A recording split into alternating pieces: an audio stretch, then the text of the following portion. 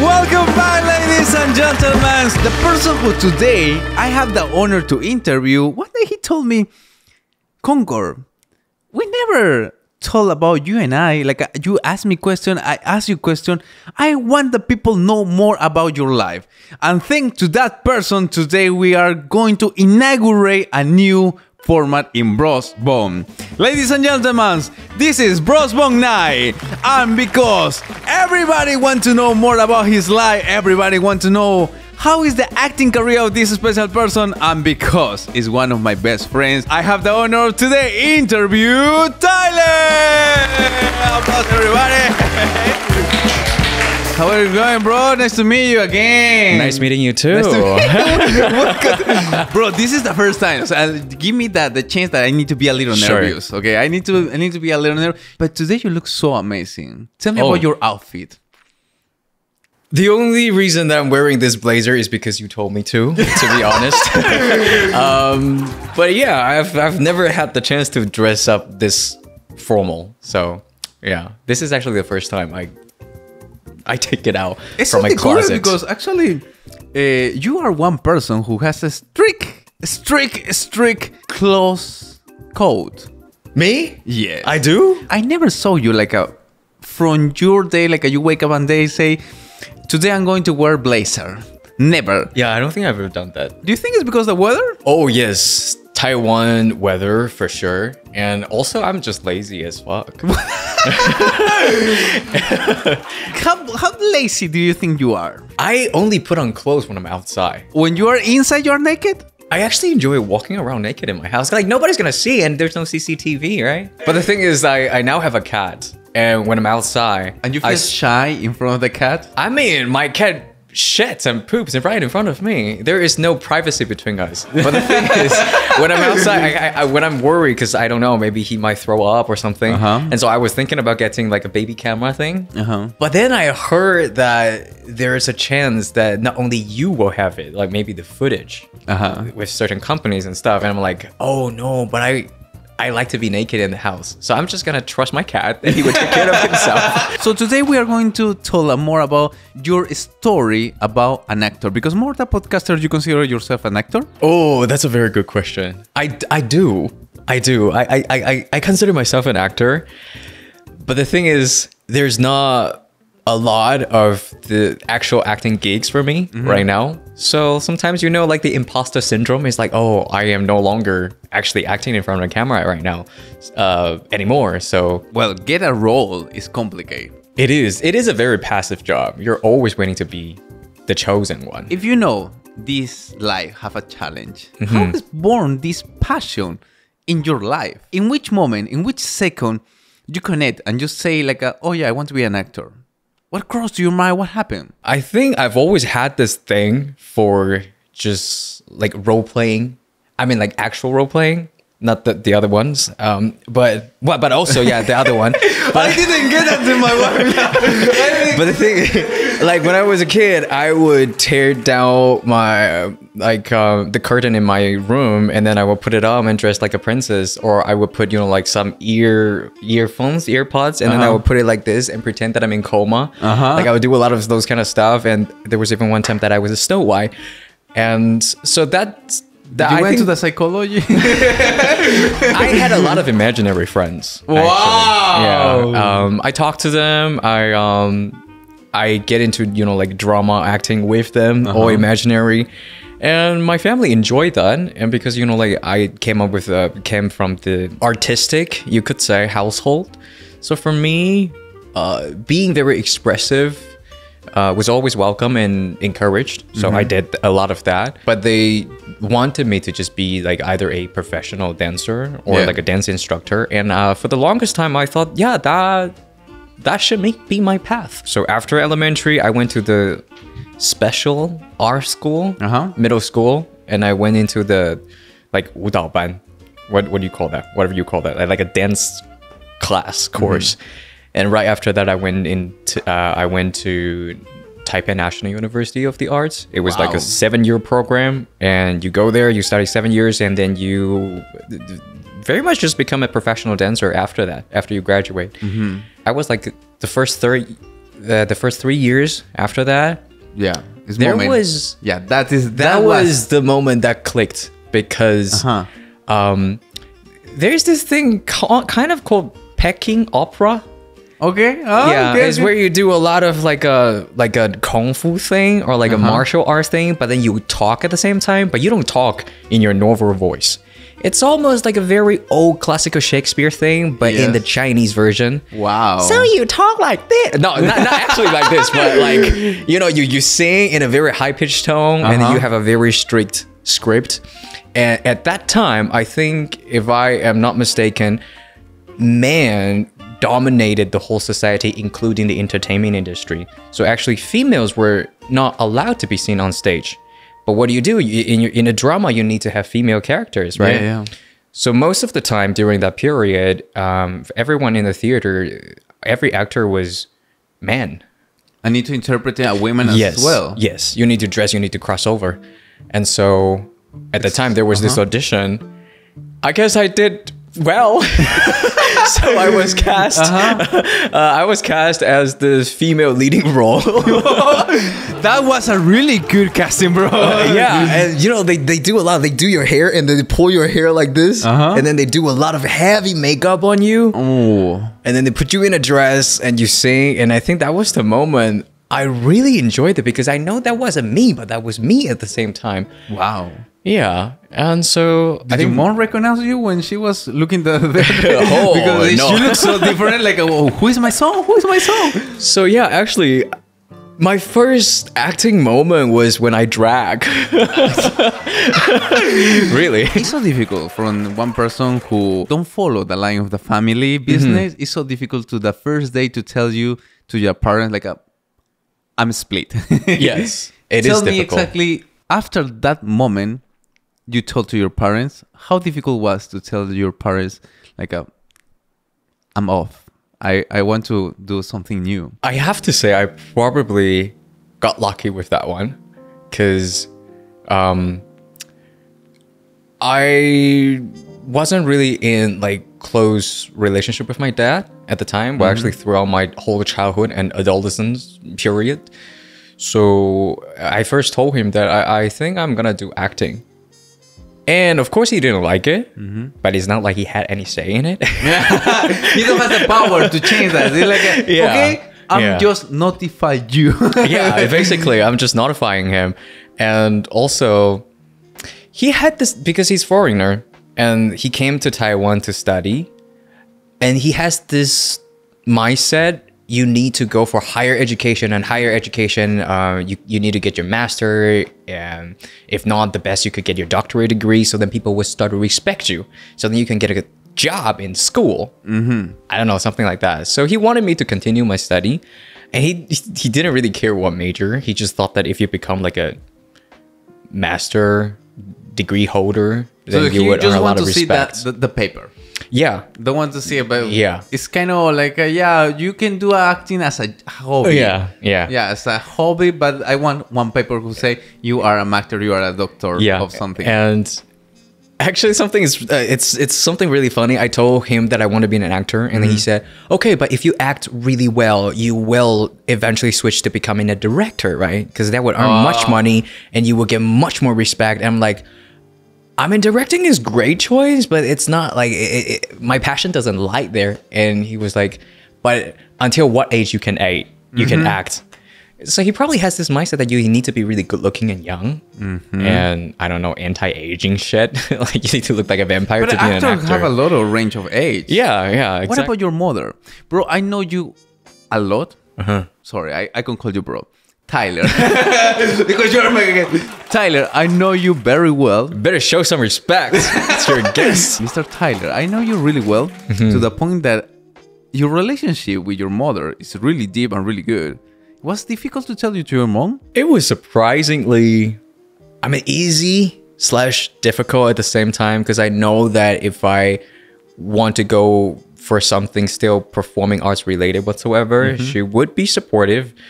But so she has several dance studios, and she has already had the plan, like drafted out. Like, okay, I'm gonna leave these two for my sister. I'm gonna leave these two for you. And you guys are gonna take care of it. You guys are not gonna fuck it all up. My legacy, something. She already inherits all the business family in you and your sister. Yes. Oh, wow. So tell me this moment. So it was, I guess I was kind of rebellious and selfish, you could say, in Asian family. Because also my sister was also impacted a lot by the decision that I made. Because she was also, fixed with the idea. Okay, I'm going to take care of my part and he's going to take care of his part. She knows to take care of everything. Yeah. So when I told my sister that this is something that I wanted to do, I wouldn't say she took it terribly, but she was shocked. Like, I didn't know that you could go for another way. She doesn't know that she has another option. Yeah, and she was already majoring in classical Chinese dance in Beijing. So she was taking it seriously. Yeah, and I was like, you know what, fuck it. Yeah, I'm gonna do what I want to do. Yeah, and yeah, but eventually they I think they were okay. They were very worried. They was very okay. To my point to say, bro, Mr. Tyler. Mr. Tyler, they was really okay with that because you actually went to USA to study acting. Was also a rebellious thing about you?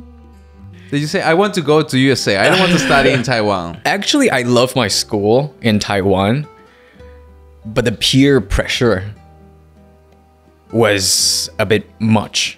So it was a dance major, and then by the age of 18, you need to take a test, and then you can go straight into college. But altogether, it's a 7-year program. And at that time, I was very fortunate, very privileged that I think I was ranked like top 3 in my school. So I didn't have to take the test. I could go straight into the college. It was top 3. But then, I mean, like everyone were kind of like, oh, they were happy for me and envious at the same time. I was like, oh, look at this dude. He didn't even have to take the major test and then he can go straight into the college.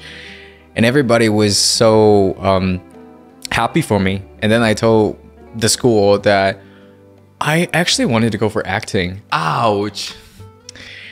And my professor looked at me and I can see in her eyes, she felt so betrayed. Like, I fucking picked you and you're going to turn on me just like that.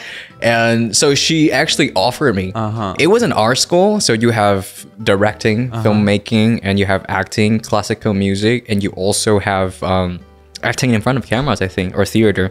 And so she suggested that, how about you double major? I can make that happen for you. Do you want to keep you? Yeah, like don't leave. I'm gonna make that happen for you. You don't have to take any more tests. I'm gonna make sure that you can also get enrolled in the drama but that department. Was that what you want?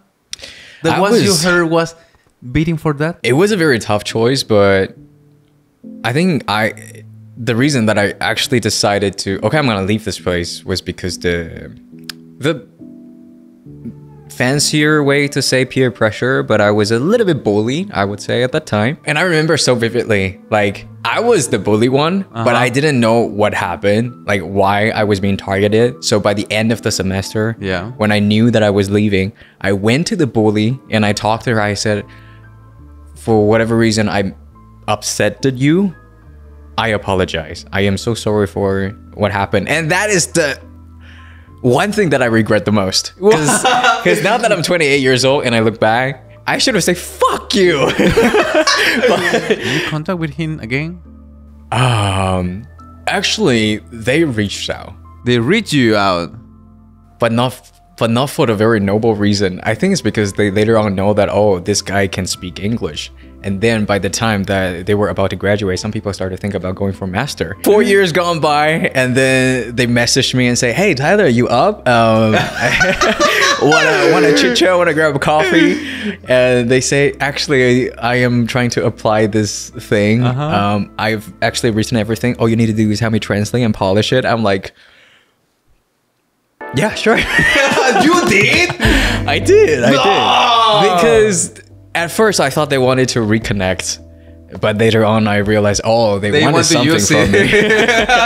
Yeah. Wow. But now we're not talking. Maybe until they want to get their doctorate degree, they probably will reach out. Let's wait for 2 years. But you went to USA. I did, yeah. Your mom should be love you a lot to let you study in USA and pay you everything. Oh, it was cheap. It was not cheap, and especially my school is in San Francisco. It's one of the most expensive cities in the world. I was like almost 18, so I didn't know shit, and I just told my mom that I want to go to USA, and my mom was like, "Yeah." Good luck. Good luck. Yeah. Good luck. And I said, "But mom, what can I do so then I can get in?" And she said, "I don't know. You figure it out. You figure it out yourself." Who applied? You applied by yourself? I'd apply by myself. Wow. I don't Really know. brave. I don't know if in Peru, but in Taiwan, there are certain agencies that can help you prep. Totally, help you get all the application and legal process. Papers, visa, all the stuff. Yeah, of course, you got to pay some, but that's some fees. more expensive. Yeah, it's going to be more expensive. Are you a millionaire? No. And so my mom said, I have no money for you to do that. So you want to try, you try it yourself. So she only agreed to help me pay the application fee for online. Yeah. And so I used the money and I did it. And magically, I was accepted. Now who pay? That's when the problem came. Usually you need to pay a regular, like a monthly payment. Right. And your trips, your flight. It's a lot involved. It was a lot. And also, like I mentioned, my dad was never in the picture. And he wasn't happy with the decision about that. And he wasn't really, contributing financially. So me and my sister, we were raised single-handedly by my mom. And so at the time when I was accepted, she got to start look up exactly the expense and stuff. I think she found out that it was just too difficult for her to use what she has now to support me to do that. So 20-something years ago, she bought a house, and then she was slowly paying that back, like the mortgage and the loan, paying back to the bank. I think it was right at that part she finally finished paying the loan for over 25 years or something. And when I told her that I want to go to USA, she was like, "Oh, hey, if you got in, I'm gonna send you." And then I got in, and I think she took the second loan from the bank. Do you know that information in that moment? No. If I had known that piece of information, I wouldn't have gone, and I wouldn't have, have all the experience and becoming the person that I'm sitting here right now. So yeah, it's a lot. What was the gift that you give to your mom for the Mother Day? I think I transfer some money. I think that's what she loves. You're giving back. Let's go into your time in USA. You was acting, right? Yeah, I was. Like as an actor, it's so difficult sometimes when you are foreigner because the language, the accent, and the opportunity. Most of the time, they just close you in one role, in one essential tag. Yes. How was battle with that? Because one thing is a study. When you study, sometimes your professor, because they know you, they give you different roles. But when you go to the battle, the real battle, to the actual industry, actual industry, basically they already have certain tags. Was easy? Not easy? It was not easy at first. But then if you know how to use or even exploit that, okay, you start to get a lot of gigs.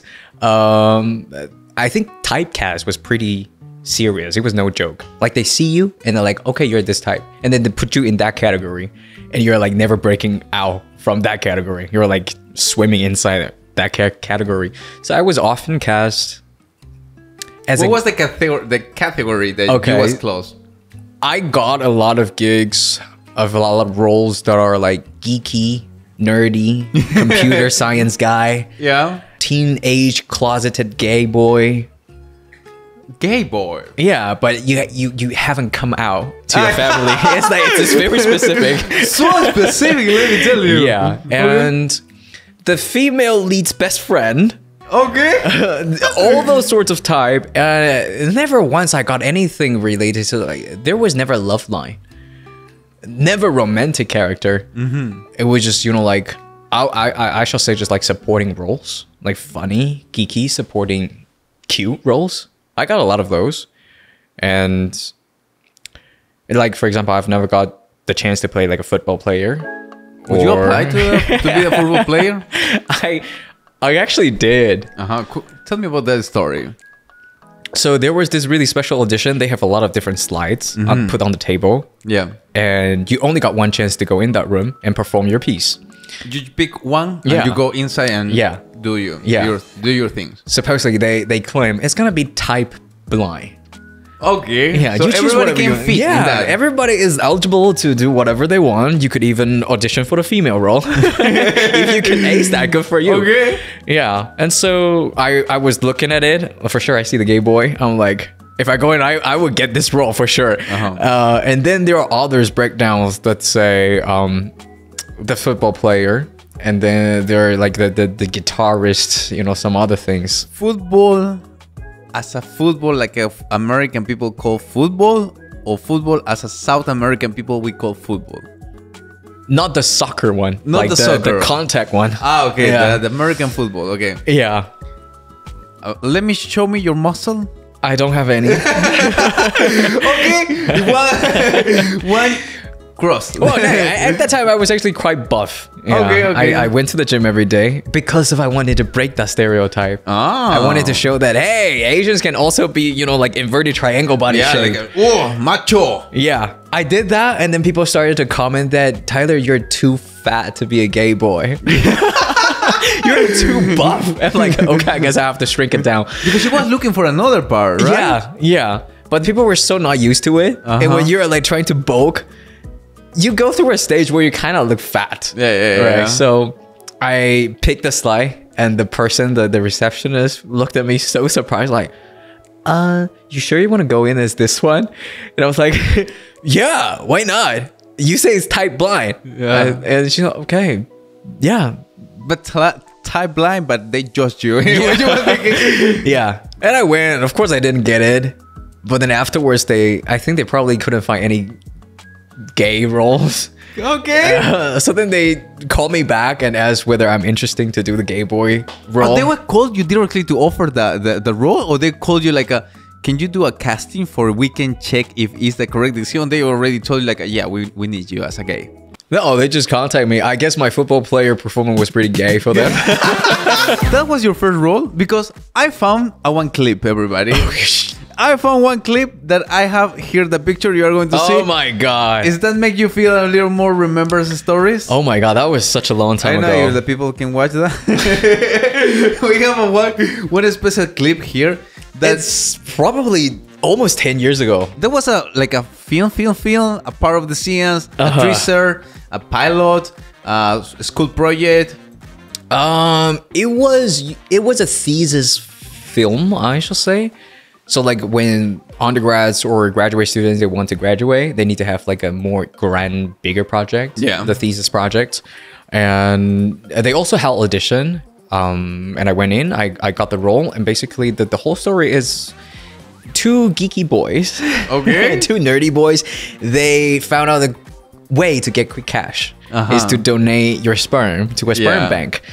But then I don't know, genetically speaking, probably if you have higher IQ, your offspring would have a higher chance to also have higher IQ. So they kind of trick that and say, I am Asian, I'm very smart, and so my genes is gonna, like it's gonna be with good quality. Yeah. So they're trying to get like even more money based on that.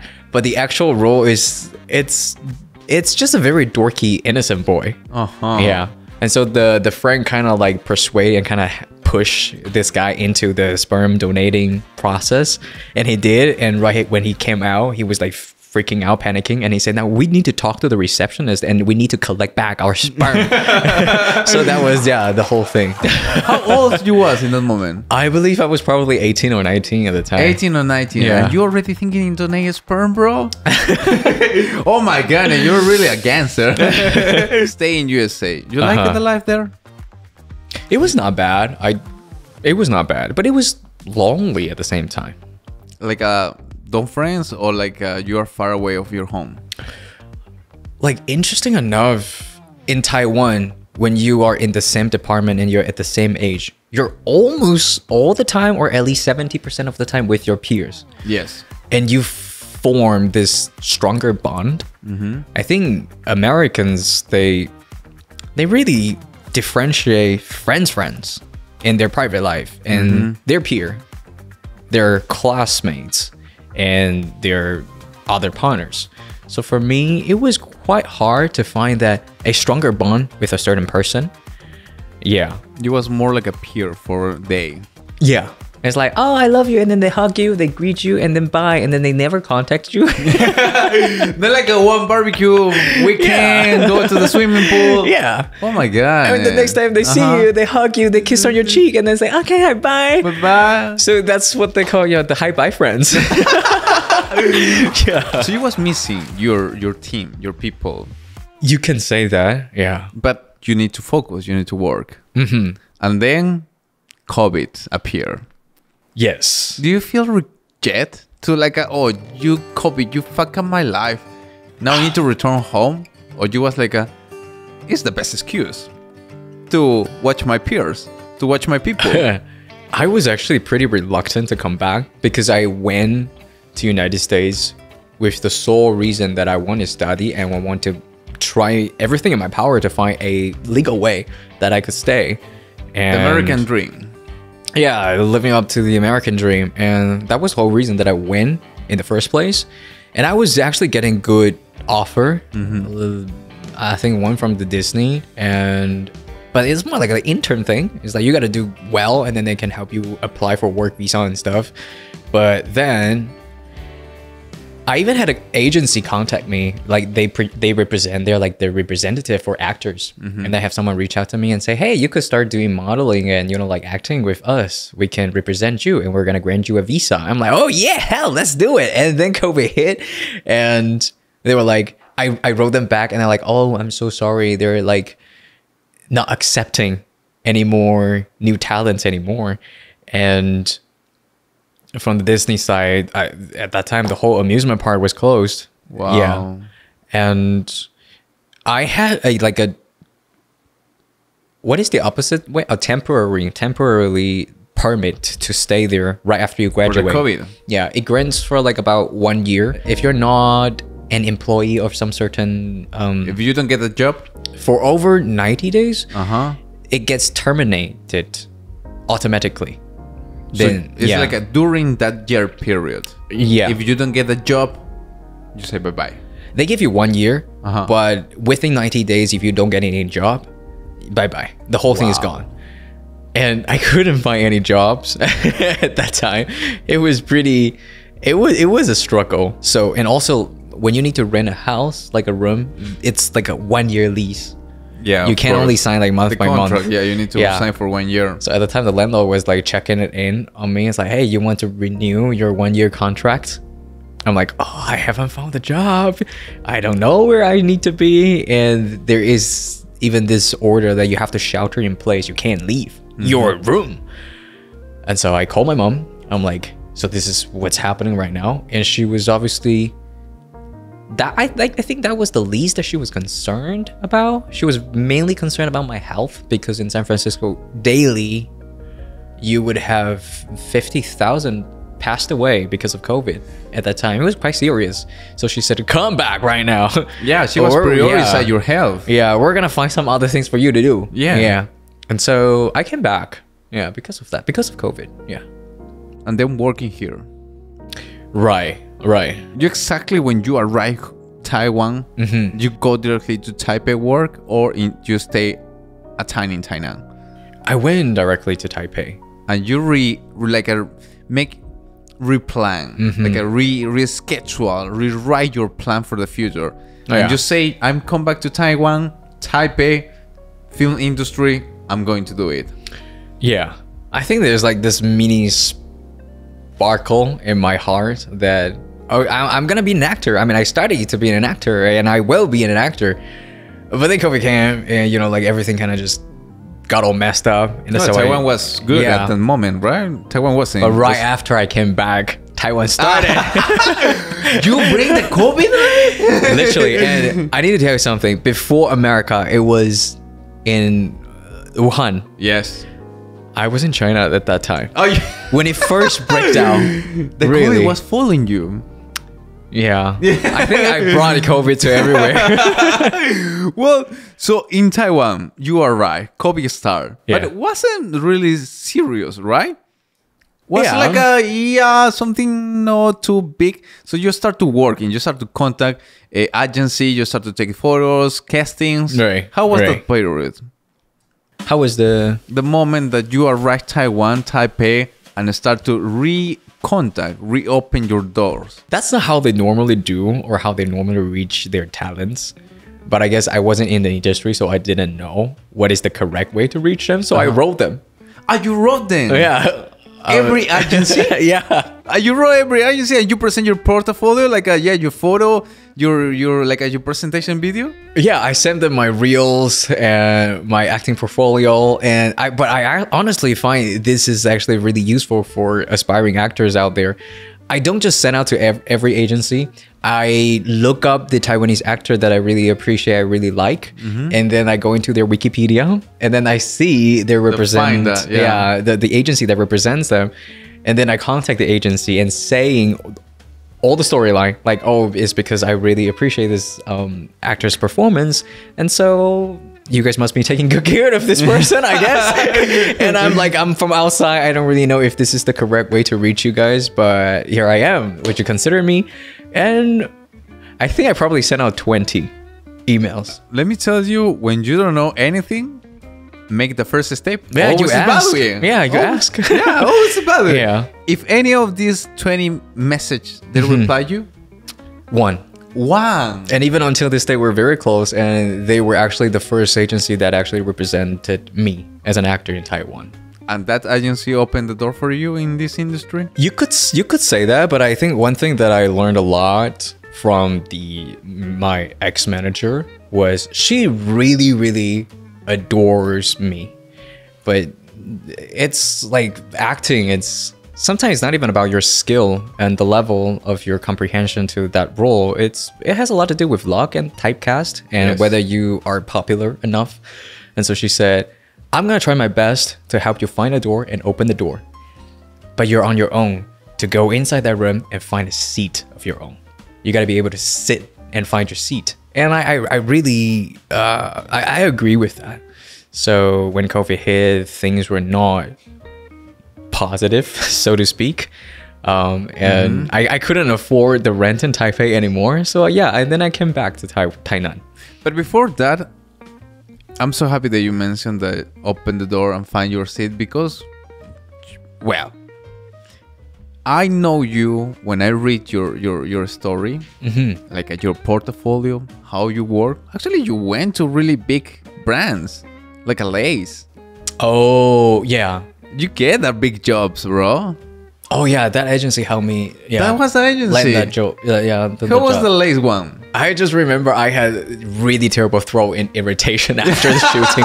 They're catching certain moments of, like the crispy sound, the perfect facial expression. And so we started shooting from 7 p.m. all the way until 5 p.m. Wow. Non-stop eating Lay's chips.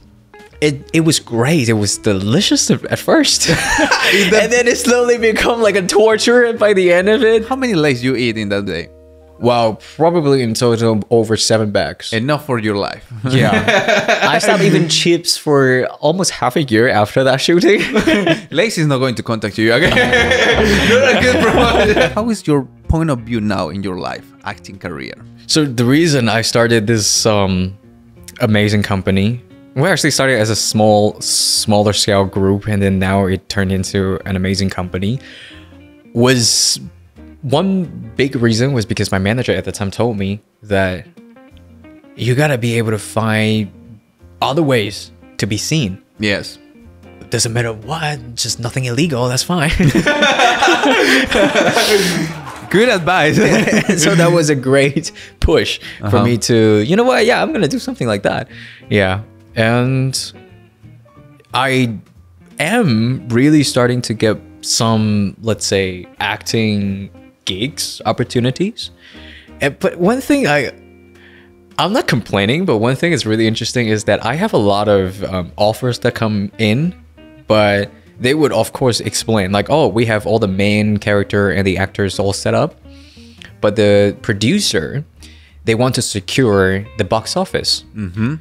So they want some KOLs. They want some influencers with, I don't know, great popularities and stuff. Yeah, and for sell the tickets. Yeah, they specifically tell me, don't worry about acting. You don't have to, just be you. And just be funny. And just be, just you're here because we need your views. I appreciate their honesty. And that was actually the whole reason why we're doing this. But when you actually get those offers, like the mini actor self would think, oh, I wish they could have, maybe reached out to me because they saw one clip that I did, or maybe they knew that I also act.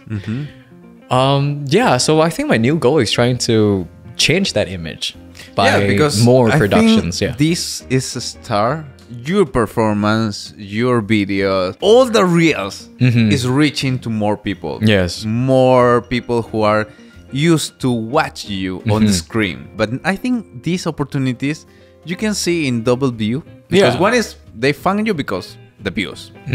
But they open the door. Now you pass the casting. Yeah. You don't need to do any casting. So now is the moment that you need to put front yourself, like at the acting perspective, like, you put me here because the views. But I know that my performance is going to be for an Oscar. Oh, that was so beautifully said. Thank you. Oh my goodness. Well, so we are going to watch you in one screen soon, I guess. One more? Yes. A couple more dozens, yeah. Is shooting soon? It's not going to shoot soon? It is going to be shot pretty soon. Yeah, in this month. So you have a lines, big lines? Or you are like at the, hey, hi, I'm here, and bye-bye. Actually, I'm not so sure if I can say that, but I probably can. They reach out to me because they reach out for the views. So they reach out for the views. They reach out for the views, so I'm going to promote the show. They reach out for the views. This is the moment. They reach out for the views, and then they initially asked me, hey, you just like a very cutesy supporting role. No more than 5 lines. And here's the pay. And I'm like, well, that's not much, but yeah, I mean, I enjoy acting. So I said yes. And then a couple of days after, they reached out again and say, oh, when they were doing the rehearsals, the director also saw my other reels, and the director thought maybe the schedule thing, or the director didn't think that the already scheduled designated lead role was a great fit for that production. So then they reach out to me and say, Tyler, I know you're free, you're available on those dates, right? Because I asked you to hold it for me. I said, yeah, I'm going for that supporting role. And then he asked me, would you be down to be the lead role instead? Which is like almost 40 pages script. And I was like, it was a roller coaster. I was like, oh, hell yeah. And then the producer told me, oh, but the pay is the same. What? I was like, but that is the moment. That is the door. I think that is the... Yeah, so... How many days is going to be the production, the rolling? Is a movie? Is a short film? I think it's a mini series. Mini series. Yeah. But also mini series. Mini series mean like a 3-4 episode. Every episode 30 minutes. Maybe around like you're going to shoot 1 month, 2 months. Oh, probably even shorter than that. They're doing like reels kind of series. Reels kind of series. Yeah. Okay. Vertical series. Okay. So when they first told me that, oh yeah, we just need you for 2 days. So then they secured the 2 days for the 5 lines for the supporting role. And then I said, oh, yeah, sure. And then they come back again and say, oh, we need you as the lead role. I say, oh, yeah, sure. But you need more days, right? It's going to be a lot. And then they say, oh, no, just 2 days. I'm like, are you fucking kidding me? 14 pages of script. You want to get that done in 2 days? And then they say, oh, yeah, budgeting issue. So the pay is the same. I'm like, I guess it is then. Well, let's watch the positive way. Bro, you're going to be the main role, the lead role. So congratulations for that. Please applause everybody. We are going to have a main role. It's going to show in some platforms. I believe it's going to be shown on the main streaming platforms. Yeah. Oh, we're talking about Netflix? I don't really know because it's more like a reels kind, it's like a vertical kind. Okay. But I'm also really excited. So when it's out, I probably would pay you to invite me back to the show. So let me ask you: is your first your first main role in the production? In an actual production, yes. Damn, that's Yeah. a win, bro. Congratulations. Oh, thank you. I I'd wish you appreciate the it. best, the best, the best. I'd I wish you appreciate the best, it. and I wish the successfully so they can record part 1, part 2, part 3, 4, 5. Thank you. And they Thank can call you. you again. And maybe the next time, maybe one film for watch in the cinemas. Thank you. One problem though, they had my long time ago not recent model cards, and then they picked me, and then they contact me, and I said, but I have a total different hairstyle right now, and they say, oh yeah, sure, just send me some of the picture. I have to say, How was the reaction? let's just say they're not a big fan of this hairstyle, but they're okay with it. Yeah, I briefly mentioned why. Because of very briefly, I said it's because of another production. I had to rock this hairstyle. Basically, it's true. Yeah, actually, it's true. It is true. It's yeah. true. Okay, and they say yes, so it's good. Yeah, I said, I just have to keep this. And they're like, They understand. Well, okay. About Yeah. another production, because you are main lead, and in this production, you also are a main lead, Oh, yeah. right? Yeah. But well, actually, we can call like you're a main lead. We are the only available actors out there. Because we're the only available actors in that production. But it's the first step. It's It the first is, step yeah. to showing up your performance as an actor. Yes. How do you feel about that? It's exhilarating. New challenge? Yeah, I love it. And it's like being a podcaster, you're 100% you all the time. Being an actor, you're like somewhat only 10 to 20% of you, that you create a whole new character under imaginary circumstances. But like a reality show, it's interesting that you get to be you, but there is this drama tension that I really enjoy. So yeah, You need to It was really be fun. you, but also acting. yeah. I really wish you the best. Thank you. But now I don't wish you the best because this is the moment of the game part. I want to challenge you. What do you want from me? The game part! Everybody applaud because this is the game part. Everybody, this game is so simple. You have 2 cups here. You have a water and vinegar. The point, you need to swallow one. And then you need to confuse me. Okay? You need to use your acting skill and confuse me. If you confuse me, you get 1 point. If I know which one you drink, I get 1 point. Okay. And let's see at the end of the day who gain more points. Okay. Ready? Ready for win? Ready. Listo. I'm going to cover my eyes and you're going to swallow one in 3, 2, 1. Let's get it, everybody. You tell me when you finish. Bro, Finished. You need to cover, okay? You cover? Ready? Sure?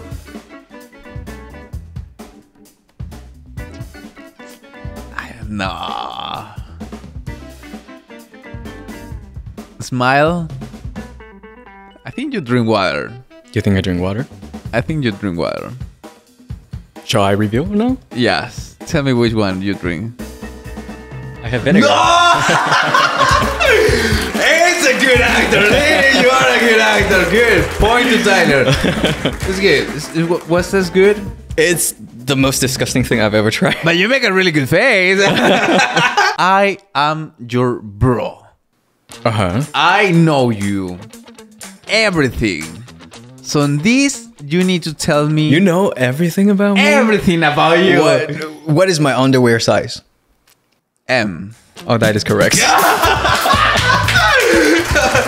In this moment, we are going to play one game that is really interesting. You need to tell me 2 truths and 1 lie.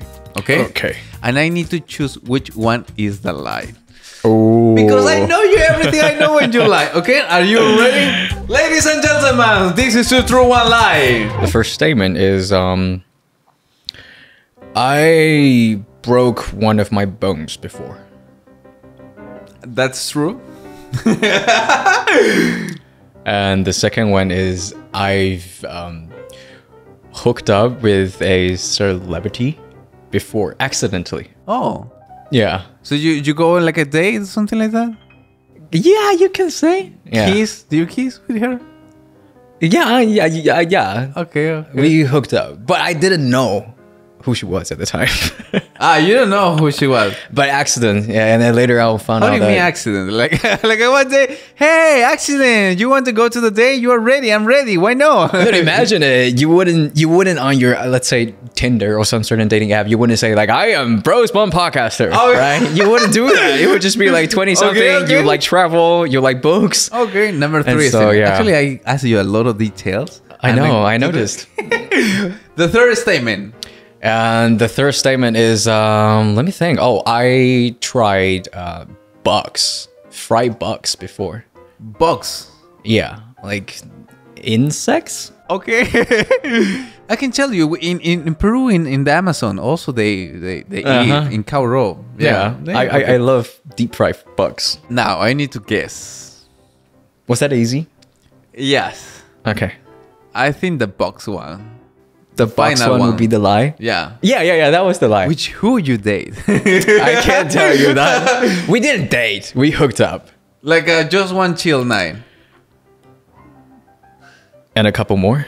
Oh my god, that was a date. Well, but luckily she didn't know who I was. I mean, like I wasn't that known at the time, so Okay. I was just like a nobody. Maybe now she know. I hope not. She was older than you, younger than you. Yeah, she was older than me. Oh, she contact you. Maybe she's watching this video. Please don't. No, okay. I think I win this. Now we are 1-1. Okay? 1-1. Okay. Ladies and gentlemen, in this moment, Tyler is going to interpret a certain actors, and we are going to guess who is the actor. Okay, pick one. Oh my god, this is difficult. I might butcher this. In 3, 2, 1. Tyler, let's go. I'm at the stage of my life where whatever the other person say, I just say, yeah, treat yourself. Yeah, if you say 1 + 1 is 5, it is 5. Wow. Another. You know. Oh, Ken Rivers. That is correct. No! I love it. I know it when you cross your leg. Yeah, he does that a lot. That was a really good performance. Yeah. Okay, pick another one. Oh, I really can. Oh, wow. Ladies and gentlemen, is everybody ready? We are going to guess which actor is. I don't get angry, but I sometimes feel very upset if someone asks me offensive questions. And I would just ask them, why'd you do that? Robert Downey Jr.? Why did you do that? No, seriously, tell me, why did you do that? I don't really appreciate the behavior right now. Wow, I think I get it. I have maybe one clip that I saw before. No, tell me, why did you do that? Why? I seriously want to know. Tom Cruise? That is correct. Yeah! I was in the time! I saw that clip of Tom Cruise. That was good. But when you cross that, I feel like a more Robert Downey Jr. I don't know why. I think it's maybe. I am so sorry for the fans out there. I completely messed it up. But you did your best. I did my best. Yeah. At this point, we're going to let the people decide if we gain the point, who get the point, me or you. Okay. Everybody, now you can comment, and I want to say thank you. My last question for you, Tyler. I am so interested to define your Instagram. Sometimes you upload videos like a motivational video. Sometimes it's just purely acting. Sometimes it's just like a blog. Can you tell me? Can you define your Instagram? Oh, how is the content that you upload to your Instagram? I think you could say my approach is quite spontaneous. Spontaneous? Okay. Yes, I try to just let my social be my social. So I like sometimes I would be yourself in social media, kind of like that. Like as lively as possible, and sometimes I just upload only a picture, and then that turns into a reel. And there are pros and cons with that. I've had some directors said that they really appreciate that because not only they see the actors, they also see this human being just be in their life. But also other times that it can be, from some perspective, it can be a bit unorganized.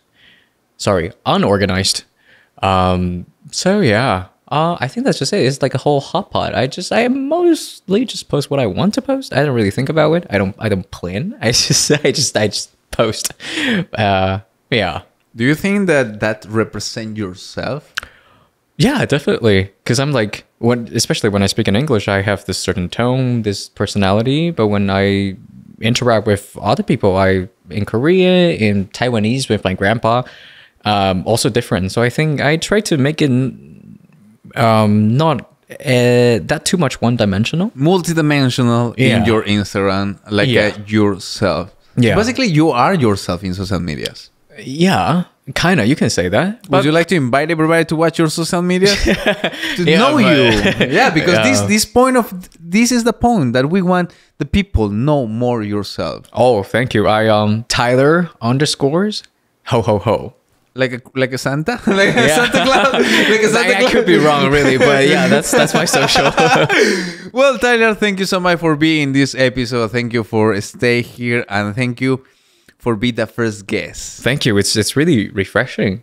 And I really enjoy your hosting style. Thank you. I really appreciate it. I appreciate it. Well, the next time is going to be yours time. Oh my God. Because we are trying this new format, and it's going to be just one host, one interview, but pure interview, know the person who is in the microphone. And next time, it's my time.